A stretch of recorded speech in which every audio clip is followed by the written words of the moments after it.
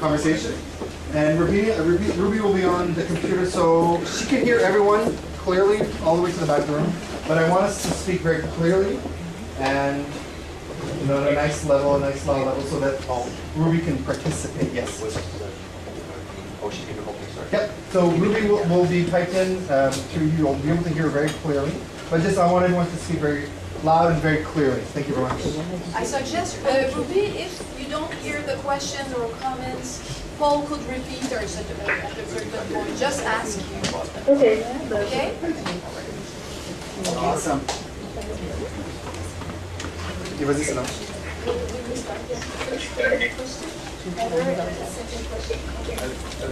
No, first. Oh, okay. Actually, I want to actually pose my first question to you, Ruby. I wanted to just, first of all, I wanted to say that in my study of Chinese evangelical young adults in Toronto, I found a very similar usage of online material, seeking out religious resources. In the case of my sample, I found that they were, almost all of them were watching sermons online, in some cases on a weekly basis, and sometimes more than once a week. And in many cases, more often than they were in community or in communal environments. And I wanted to just sort of probe you a little bit further in whether or not, amongst the people in your sample, are they seeking what we might consider, are they more conservative resources than they might find in the mosque or in the community that they are present in Toronto? Because that's certainly what I found. I found that in my sample, people were looking for resources. I didn't expect how conservative they were. They were going very conservative. And so I wonder if there's a correlation between sort of these delocalized religious sources online and conservatism, and if that's one of the ways that we might see conservatism continue to sort of find place in the Canadian context. You can answer, Ruby. Yeah. Yeah. I think that for our cohort, we found that it was varied.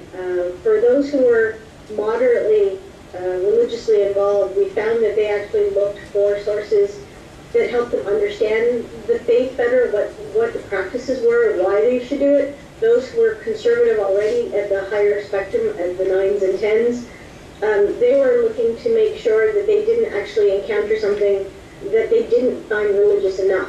So they only wanted to look at the things that they thought were religious enough. We found that there was also an interesting correlation. It's very small, and it would be interesting to see it if we do it at a larger scale, that even the Shia Muslims look on the Sunni websites for authority, for guidance, and the majority of what I found when I would ask specifically the women, what they were finding is that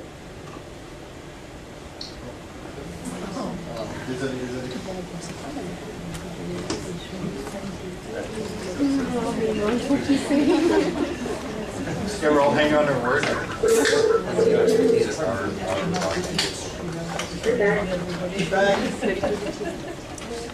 So we had one woman who looked on the internet about why she found in a university classroom that her professor told her that it wasn't required to wear a hijab. So she went on the internet to find a reason why she should. And then we found the exact opposite as well. We found that those who were told they should would go on the internet and look for why they shouldn't because they didn't want to wear it. So they were looking to confirm as well as find authority, and even one of our really highly conservative, highly involved, he didn't want to have a beard, and he found a follower or a teacher literally online who didn't have a beard and wore a suit, and he really liked that. So he was willing to listen to him about it. So it wasn't so much that they were conservative, but that they were staying within what they believed to try and bolster their identity in what they thought they wanted to do.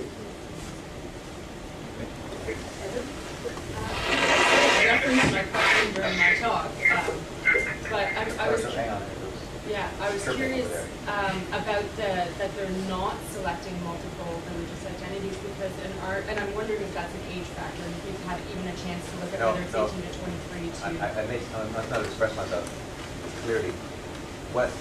It happens, right? It's just, it doesn't happen as much as I thought it might. And what I'm specifically referring to is identifying more than one tradition, right?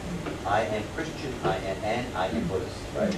As opposed to I am Christian, and then when you talk to them more, oh, you do meditation and you believe in reincarnation or something like that, right?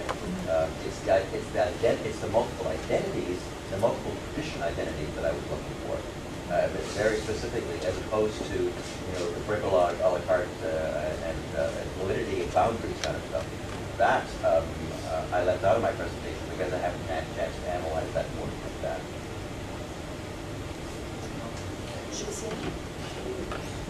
My question is to Rubina. I did some research on young immigrant Muslim in Montreal, and what I found is very similar to what you found. And I have two questions. Did you find any differences between local context, between Toronto, Montreal, and between also different ethnic groups? Young Lebanese or young Moroccan, for instance. And my second question is, they're searching for an authentic Islam. But since there are many different sources, how do they distinguish between what is authentic or not? First I'll start off with ethnicity. Because we were dealing with second generation, those who had pretty much grown up in Canada or were even born in Canada, we found that they actually didn't really carry their ethnic differences. There was very little difference between the Somalian versus the Lebanese. The one difference that we did see that carried through were those whose parents came from Iran. They tended to be less religious, and so those who were second generation Iranian tended to be less religious or not religious at all. So ethnicity didn't really play a role in how they saw each other in terms of the idea that they were all Muslim together. There was this global Islam and they were all equal and Canadian. But they didn't have the ethnicity of their parents. But I was thinking about the immigration context. Like in Montreal, there are more Lebanese, or the Lebanese are there for a longer time. They are more organized. There are several mosques, and it makes a difference for the young people. I don't think we found that particular difference. It might be because our group was so varied. We had so many different backgrounds. We had the Pakistani, the Indian, the East African, the Lebanese, the Iranian, the Saudis. So there was such a variance of them that we didn't find that. But we also found that a lot of them didn't feel attached to their mosque.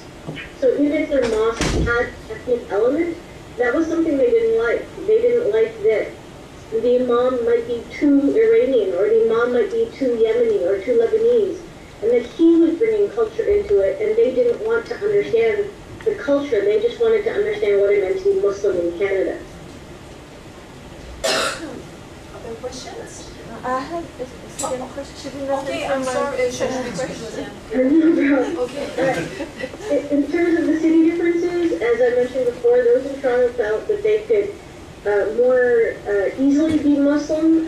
They found that because there were so many Muslims, they could easily be different from each other. We did not find that so much for Ottawa or Montreal.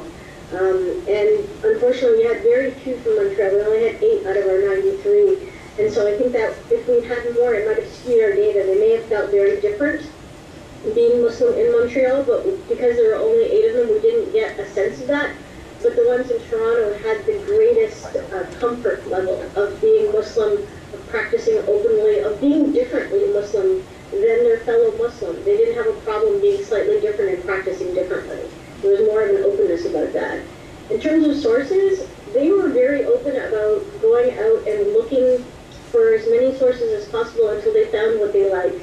They didn't have a very certain idea of what should be a source, and their parents in no way really guided them as to what was really authentic or authoritative versus what wasn't authoritative. Only those in the very, very high conservative, highly involved levels, those in the 9s and the 10s, felt that only those that came from Saudi Arabia who had the older authority were more authentic than those that weren't. The rest were very, very open. Indonesian, Malaysian, they looked at very, very different sources. Just, if I can add, just as an addition, As far as the Montreal sample is concerned, there she stands right there. She did all the interviews. So, Were they francophone in Montreal? No, I think one In of fact, them was. we had very few francophones in this. But it was and, at Concordia, so. Oh, yes, I remember. That's right, and Yeah. two of them, I think we had four francophones, and two of them were Buddhist. But there were technical reasons why we, well, maybe I can talk about how difficult it was to recruit and why, but that's different. Okay. Ça va, Josiane? Oui. Anna? Yeah, Heather, I was also really struck by the similarities in your interview responses and mine. And just a couple of points to that. So I think, yeah, for me, the problem with that term whatever, when it's used in an ambivalent way, is with your respondents and also with my respondents, their religious and non-religious identity absolutely matters. Like you said, they're passionate about it. And it does inform their decisions. It does inform, as mentioned in this presentation, said, their social action and everything. So to use whatever in an ambivalent, I also hate that word regardless. People say regardless. It's not really regardless. It's just, it's a bit more open than that. And then Peter, I thought also like I talked about hybridity in my presentation, but it wasn't hybridity in terms of their primary, they all identify with one tradition or, atheism or Christianity or atheist or, but it was more like around the sort of things that Heather's talking about, like how do we make space for religion plus, or religion Q. So I think that like LGBTIQ, the Q is something maybe we can use sometimes instead of religious nuns or as well as religious nuns or that questioning aspect. Whereas the hybridity really was often intergenerational kind of hybridity in the story of their parents' narratives and then their own narratives. Or even an internal hybridity, like with the young Buddhists. A lot of them are doing, that they might be from Theravada tradition, Sri Lankan, but they're also looking at Tibetan Buddhism, or they're also looking at the Thai forest tradition through the charismatic leaders. We'll see.